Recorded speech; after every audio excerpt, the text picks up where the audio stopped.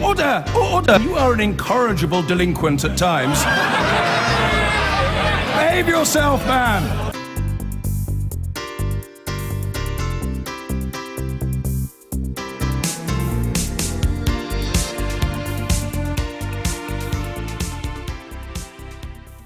And now, as ever, to the Sunday papers. The Observer first today.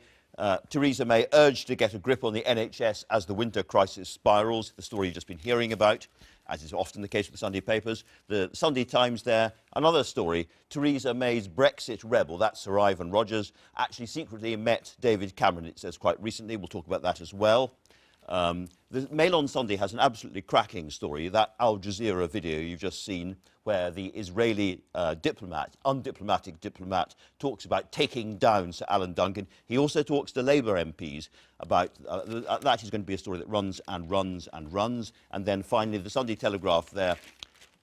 Now it's the shared society, not the big society, which is, of course, David Cameron's thing, saying that Theresa May is very different from David Cameron, very different from Margaret Thatcher, and it has an article by her inside, which we are now going to talk about with Steve Richards, because you've gone straight to the original article. Yeah, it's an article she's written for the Sunday Telegraph. And although on one level people will think, what complete waffle to start the new year with another variation of a society theme, big society under David Cameron, shared society under her, I think it's quite interesting.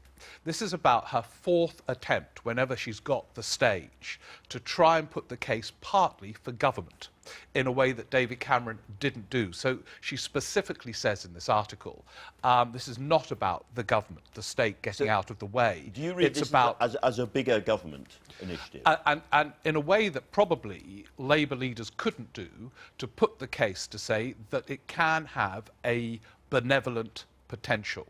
Now, the rest of the newspapers show all the challenges of that, the reality of the NHS, Brexit and all the rest of it.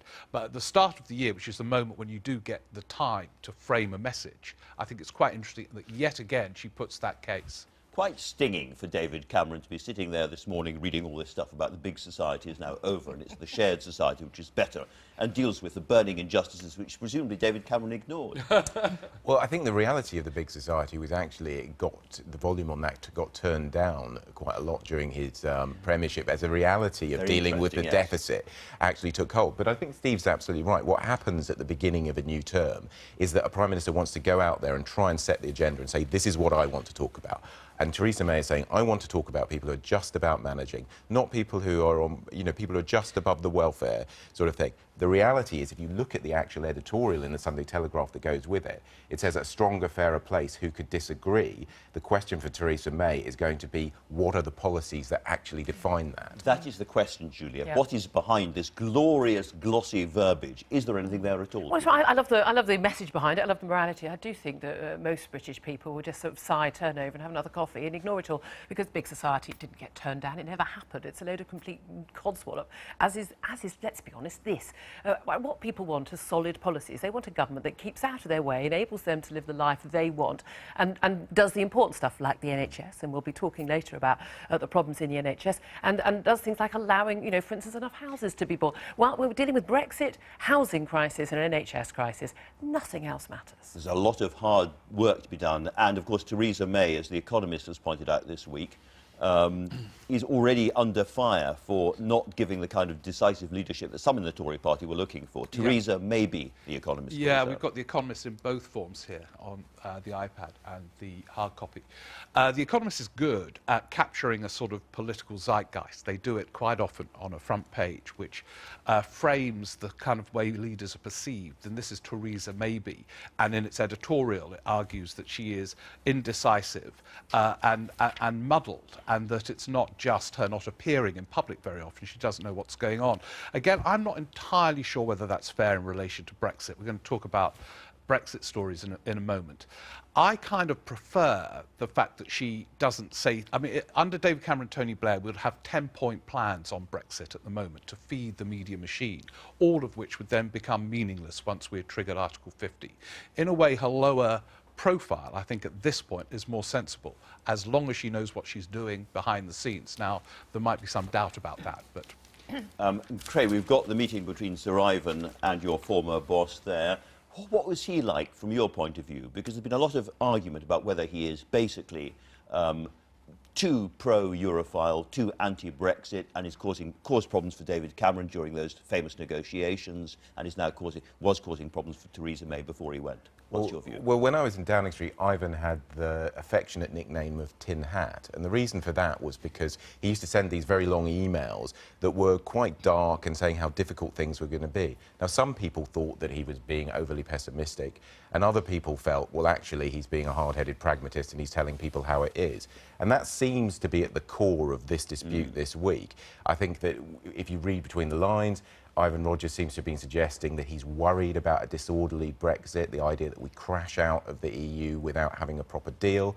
Others are saying, look, you've just been way too pessimistic. You're not really being as optimistic as you should be in these circumstances, and that's where the real tension seems to have been. And presumably, Julia, you've got a story from the Mail on Sunday here. As a Brexiteer, you also think that there is a kind of tranche of Europhile diplomats who are getting in the way at the moment. Well, yes, look, I don't expect any diplomat or any member of the civil service to have a political view and express that in their work. But the reality is, nobody would have been sent as a British ambassador to the EU or on any level below him or her without having been fully signed up to the European political project, as most of the political class of Europe is, and that is, of course, what people like me voted against. The reality is, this man was standing in the way. He was seeing problems where there are opportunities, and we talk about Brexit, you know, hard Brexit, falling out, crashing out of the EU. What, like most of the countries in the world, not being in a closed trading bloc? How will we cope? It's just a nonsense, and it's all to do with his attitudes. He's clearly unfit for the job. His emailed resignation made him clearly unfit for the job, and he should be out of the civil service as he is. Goodbye, good riddance. Well, we'll hear his side of the story a little bit more from Ken Clark, I'm sure, didn't later on. OK, now let's move on to another really big story, which is the Mail on Sunday story, which comes from an Al Jazeera interview taped in a London restaurant with an Israeli diplomat. Craig, so there it is. Let's take down Boris's deputy is the headline. I mean, on one level... Why not? Let's take down... Well, the first thing to say is this is a classic piece of Simon Walter's brilliant mischief-making. He does it so well at the Mail on Sunday and comes up with these scoops. On one level, it's an extremely chilling thing. You're hearing a senior diplomat say that they want to take down a senior foreign minister. There's somebody who works for a Conservative minister who seems to be colluding in it. But on another level, it actually is almost semi-comic. When you actually read the exchange, the senior diplomat is saying, can I give you the names of MPs I suggest you take down? The aide is saying, if you look hard enough, I'm sure there's something they're trying to hide. And then a little later, the diplomat says, a little scandal maybe. Don't tell anyone about this meeting. Who would tell? Well, you're being filmed and recorded as if it's happening. It is completely the thick of it, isn't it? Well, it feels like they've been watching too many episodes of House of Cards, but actually found themselves in an episode of the thick of it, There's a wonderful quote from the Israeli embassy saying, this doesn't represent the views of the Israeli government. But seriously, I mean, this is crossing a lot of lines here. It is. For a diplomat to try to destroy the reputation of quite a senior British minister. I agree. And next we'll have the Russians infiltrating the American elections. I think what you've seen here is that basically when these kind of stories break, government just want to shut it down. Well, it's very interesting. They've apologised. The government said that's absolutely fine. In the old days, the ambassador would have been kicked out of the country for this. Well, it depends which country you're dealing with, doesn't it? And actually, the reality, sensitivities of dealing with Israel and that kind of thing. But the reality is, it's embarrassing for the Israelis and for the government. They just want to shut it down. But a great scoop for the Mail on Sunday. The other big story, I think, of the weekend, we can all agree, is the NHS story. Steve, you've got the Mail on Sunday again there. It's quite interesting that both, I think the Observer is splashing on the NHS crisis, and interestingly, the Mail on Sunday is going quite big on it as well. No single free bed in 15 hospitals.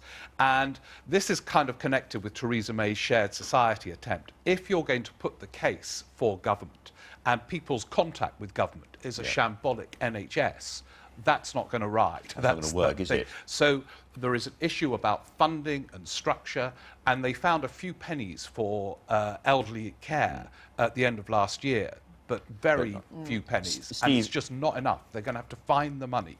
Steve, you made the point that at the beginning of the year, the Prime Minister frames the debate. But the other thing at the beginning of the year or in the middle of the winter is will there be an NHS crisis this year or not? And it seems to be shaping up to being a big one this time. It's very hard for people watching to really know, of course. Yeah, and it might, I mean, there could be one of those vivid images that kind of transforms the whole story. In other words, a patient being photographed waiting 20 hours on a trolley. Well, there's been 2 people on trolleys, one of whom has died, apparently. Right, OK, so it's already starting. This will be a real concern for Downing Street. And I think that what's interesting is Dan Poulter, a former Health Minister for the Conservative Party and practising GP, he's making a plea on the front page of The Observer for everybody to acknowledge that there's a problem, but to discuss it sensibly. And we'll take the politics out of it. But the thing is, again, it will be a crisis in what's happening in A&E. And actually, the crisis is really in social care and in overall funding of our, and our non-joined-up thinking on this. Hands up who knew that the Red Cross was so involved in ferrying people around this country from hospitals using Red Cross ambulances. I didn't know this. Absolutely not. And they've then used this phrase about humanitarian The reality is most Western European countries, and indeed even Eastern European countries, have better health services than us, but they spend a lot more money, a huge amount more than we do. Maybe we have to have a conversation where we talk about how much we want to actually pay And for the our reality healthcare. is that all the political parties accept that the NHS is incredibly important and want to celebrate its values. But for whoever was in power, having an ageing population and more expensive treatments is a serious issue. And a fatter population. I think actually, if you go back to Theresa May and this shared society responsibility she talks about, if it does have any meaning, surely part of that is our responsibility to look after our own health as well. Because ageing is a good thing, but it's all getting fatter is also going to rip apart the NHS. But you're right to focus on that Red Cross quote, because I remember when Labour were in power, they weren't putting much money in. And then Robert Winston, do you remember, said his mum got better treatment in Poland than in the English NHS. And that's when Tony Blair came on this programme and said we're going to up the money to the EU average. It takes a kind of vivid quote to capture the scale of the crisis, and this might be it. Another place we are seeing a real crisis, I guess, is the rail industry at the moment. And you've got a story about the rail strike. Yes, well, I mean, we've been hearing for months now what's happening in Southern Rail. Of course, we've got a tube strike in London starting later tonight. Absolute chaos in the southeast, but it's going to spread nationwide. Expected strikes in Northern Rail as well. It's spreading across the country, and there has been some suspicion that this is actually orchestrated, this sort of winter of discontent, and the unions all in cahoots on this. It's more than suspicion. Some people have talked about having a winter of discontent. That is that. Yes. The idea, but again, long-suffering rail users. But again, a lot of people think the solution is what Jeremy Corbyn is offering, which is renationalisation of the railways at the end of each of these contracts for individual train companies. Either way, I think most people are just fed up with the fact they can't get to and from work. And going back to what we were saying at the beginning, it's very interesting to talk about shared society when you've got the NHS, Brexit, and strikes that are affecting millions of people. That's the reality of government. And it becomes a government events, issue. Dear boy, events. Even though the trains are privatised, the government is in the end answerable, as Chris Grayling is discovering. He's been called upon all the time to explain this. And I've got to go to Brighton tomorrow. I'm thinking of cycling. I mean, it's just going to be impossible. Well, that will get rid of any seasonal overweight. Yes, then. exactly. It's solved so many problems in one.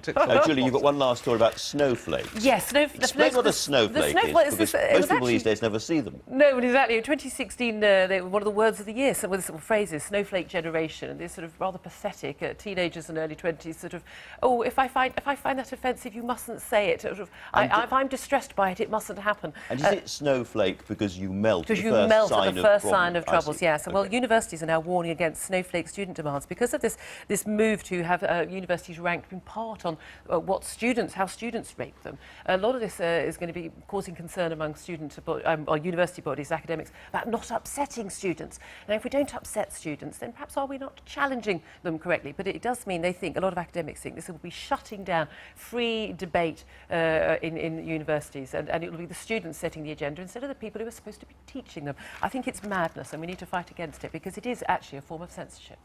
Do we agree with this, or is this kind of icy silence from the other end of the sofa, I think? They're wrong. It's a little harsh on young people, I think. No, it isn't. You see it all the time. This sort of like, I didn't like that, so you can't say it. That is not what we do in a free country. An entire generation. I would just like... It didn't happen in my day, and it didn't happen in your day. I would just like to say... that you can't say, in my view. There are things you can't say. Oh, yeah. Like what? Well, I would just like to... Well, we can't say it. We can't say it. I would just like to say to all students watching, if you're offended by anything you've heard during this paper... Feel free to tweet me. We're terribly, terribly sorry. No, we're not. We're not. Well, still with us are Anushka Asana from The Guardian, Tim Shipman from The Sunday Times and the businessman Luke Johnson. You haven't gone anywhere in the breaks, good to see. Let's talk about Theresa May, shall we, the Prime Minister, because she has set out her vision for domestic policy in the Sunday Telegraph today. Tim Shipman, what do you make of it? Well, I think it's really interesting, actually. She's talking about the shared society, which sounds a bit like one of those phrases that Prime Ministers come out with. We're not quite sure what it means. But Theresa May has got to explain, what she means and who she is. And she doesn't want to just talk about Brexit. The start of the year was going to be all about her domestic agenda. That's been a little bit derailed. So it's quite an important article. And what she's trying to say is, I'm not Margaret Thatcher and I'm not David Cameron. Margaret Thatcher said there was no such thing as society. David Cameron said there is, but it's not the same thing as the state. And Theresa May is saying, yes, but you need the state to bring everybody together and make everything work. So this is quite a brave message from a Conservative leader. It's not going to go down wholly well with all of her MPs who think the state should just get out of everybody's way. But the people she's trying to help, she says they don't need a state that gets out of the way. They need a state that helps them. And I think it's quite an interesting piece of positioning. If there's some sort of meat to go with the rhetoric, which I'm sure you will find out later, Sophie. Hopefully we shall find out, yeah, exactly. Luke Johnson, Tim saying there it won't go down very well with some Conservative MPs. How do you think it will go down with business leaders? Well, I think I'm a view that we want a more limited state, not a bigger state. I agree with her, though. It's about how effective it is. It's more important that it's productive and helpful and practical. So it'll be about the specifics of what the state is and isn't going to do to improve people's lives and how well it spends our money as taxpayers. All about the specifics in that case. And Anushka Asana, it's quite interesting, isn't it? Because there hasn't been a general election campaign, we don't actually know that much about Theresa May's domestic policy agenda. Do you think we've had a bit more light into the kind of Prime Minister she wants to be? Yeah, well, I mean, even the Tory leadership campaign was cut short, as we know. I think that what we are seeing is that she is much more willing to use the idea of an interventionist government than both David Cameron and Margaret Thatcher. I mean, she sort of said that before, and we have got this slogan, a shared society today. We had a big society in 2010. We weren't hearing about that in 2015. Whether this takes her to 2020 will depend on policy. And there is one slightly worrying thing in there, and that is that she talks about moving away from focusing on the poorest, which it might be fine to spread that out, but I think we all need to keep a very close eye on whether or not the government continues to have policies that help the poorest in society. This is her focus on the just managings as well, isn't it? Or the jams, as they've been referred to as well. Anushka, let's stay with you because you've also picked out a story from Telegraph, another one from Telegraph. Drivers to face £60 fine for littering. What's this all about? Yeah, I mean, and so they should, don't you think? I mean, what sort of person takes a piece of rubbish and throws it out of their car window? Apparently some people are a little bit worried because you have to take responsibility even if it wasn't the driver. But if you're in a car and you're driving, you do tend to know the other people. You can probably have a word with them. And there's something else in here which I really quite like, and it's this idea that we need more focus on bin infrastructure. You ever heard that before? Bin infrastructure. Actually is really important, because have you ever wandered around the street, piece of rubbish in hand, and you can't find a bin? I'm all for bin infrastructure. So this looks like a good policy to me, although I'm not sure it's about the jams. Well, it makes a pleasant change from the obsession of Tory governments in times past with the number of bin collections you have as well. I can exclusively reveal, my understanding is that the chap behind this is a special advisor called Sheridan Westlake, who spent a lot of time obsessing about bin collections, and now he has come up with bin infrastructure, which has to be said is a more user-friendly term for the whole thing. So. I love it. Have you got a problem with bins as well? You got to see this? I remember when, during the peak period of the Irish Troubles, they took away all the bins because of risk of terrorism and bombs, and now they're back, and I think it's a great thing. And I think, yes, we need more bins, a better bin collection, and I think, the cracked window syndrome is that if you have a society that litters, they don't care about their environment, and it's a cultural thing. And it is quite disgusting when you see these overflowing bins as well, isn't it? Yeah. Because everyone is going to the same bin. I was very pleased to see someone clearing chewing gum off the pavement outside before the Prime Minister arrived this morning as well. So perhaps more bins at Sky News as well. We'll look into that one for you as well. We've got one more story that I thought we'd have a quick look at as well. Tim Shipman, this is yours from the Sun on Sunday. MPs squatting in the Palace of Westminster. I love that visual image there of MPs squatting that you can't get rid of. Yeah, well, you know, Jeremy Corbyn's a protester. It seems to be spreading to members of the Conservative Party. They're sort of going to stage a sit-in. There's been this huge fuss about them spending £4 billion to do up the Palace of Westminster. They're going to move out and go somewhere else. But MPs are now in revolt. They don't think they should be moving out of this historic building when we're trying to sort of forge a new place in the world through Brexit. And I think some of them think that they'll never go back if they move out. So they're desperate to hang on to the elegant Pugin wallpaper and the high ceilings. And 80 of them are already up in arms, and it appears to be a growing rebellion. So watch this space. You've got these visions of the MPs just refusing to leave as the scaffolding goes up around them and the whole place is... Because the House of Commons is quite an old and rickety building, isn't it? I mean, as you must know from working in that. Yeah, it certainly is. And it's also an incredibly important building for tourism in the UK. I mean, they made an argument as to why they needed state funding for Buckingham Palace, even though there's some pretty wealthy people in there. I think the same could be said for the Houses of Parliament. But the problem is that they, and us, in fact, are probably going to have to go and work in some dark office in Vauxhall in the meantime. Not quite as nice as it. Would you be happy to see taxpayers' money spent on reforming the House of Commons? Well, it must be, but it's all about the cost, isn't it? We want it done efficiently and swiftly, and it is an important part of our heritage, but it needs to be done productively. And where should they move to in the interim? Tim Shipman? Well, I think they should get, I mean, the problem is everyone has to move out because they say it can be done more quickly and more efficiently.